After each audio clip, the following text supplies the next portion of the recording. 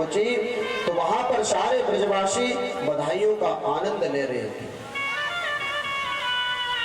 अभी भी बधाई वहां पर चल ही रही थी। वो कहते हैं ना कि जब हमारे यहाँ पर कोई उत्सव हो या कोई आयोजन हो तो यदि हमने किसी को निमंत्रण कार्ड दिया है अपने सगे संबंधी को और निमंत्रण कार्ड से यदि बुलाया हुआ सगा संबंधी आता है तो हम उसका उतना ज्यादा सम्मान नहीं करते जितना जो बगैर बुलाया जाता है, क्योंकि वह तो बगैर बुलाया आया है, उसको कैसे पूछेंगे कि भाई क्यों आया है, कैसे आया है।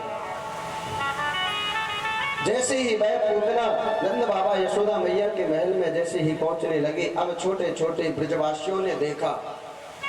ब्रजवासी कैसे होते हैं? बड़े भोले ब्रजवासी होते हैं, बड़े भोले बड़े प्यारे ब्रजवासी होते हैं, छोटे छोटे सखाते। जैसे ही देखा पूतना को, बड़ा ही सुंदर स्वरूप है लक्ष्मी के जैसे। अब वह ब्रजवासी आपस में वार्तालाप करने लगे। एक ब्रजवासी सखा कहता है, अरे भैया देखो तो सही यह कौन आ रहा है, देखो। दूसरे ब्रजवासी सखा ने कहा, अरे भैया तू ना जाने मेरी रानी को, मेरी महारानी को कम समझे। हो सके कोई बड़े राज्य की रानी होगी और यशोदा मैया की सखी सहेली होगी। अब तीसरा ब्रजवासी बोला, ना लाला मुझको तो ऐसा लग रहा है कि रानी ना है, ये कोई ब्राह्मणी है।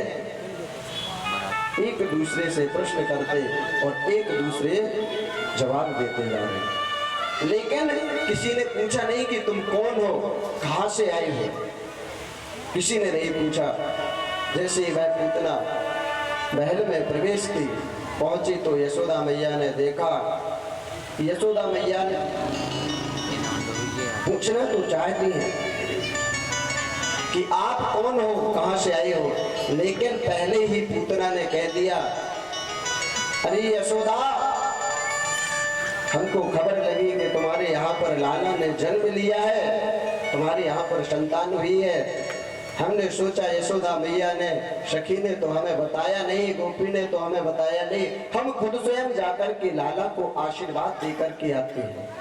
यशोदा मैया ने कहा, अरे सहेली सखी तुम कैसी बात करते हो, यह लाला हमारा थोड़ी है, यह तो आप सबको लाला है, आप सबके आशीर्वाद से हमारे यहाँ पर यह लाला हुआ है।